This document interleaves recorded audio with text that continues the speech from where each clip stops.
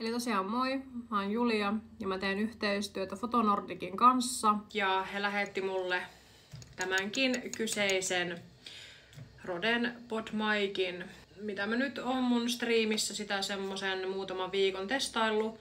Niin kyllä äänenlaatu on kehuttu hirveästi ja multa on jopa kysytty, että minkä hintainen ja mistä sitä saa ja niin tultu laittaa DM:ää tosta. Mun mielestä mikki on tosi sievä, sitä löytyy mustana, valkoisena ja se on tosi helppo. Ja sitten se itse äänikortti, minkä tuo mikki tarvitsee. Tämmönen tästä löytyy. Tää vaan niinku laitetaan kiinni. Tänne tulee lisää noita C-USB-paikkoja tietokoneeseen. Mutta sieltä löytyy mikin tosiaan se mute-pädi. Tosta saat säädettyä mikin volumetasoa ja muitakin eri niin kun, äänitasoja.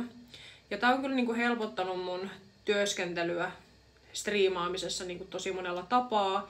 Ja sitten täältä löytyy näitä tämmösiä trollinappuloita, tai mä kutsun sit niitä sillä nimellä. Mut hei, käykää tsekkaa heidän nettisivu Fotonordic, että mitä kaikkea se sisältää. Mut siellä on kyllä monipuolisesti kuvaukseen, striimaamiseen, erilaiseen tarkoitukseen tosi hyviä tuotteita.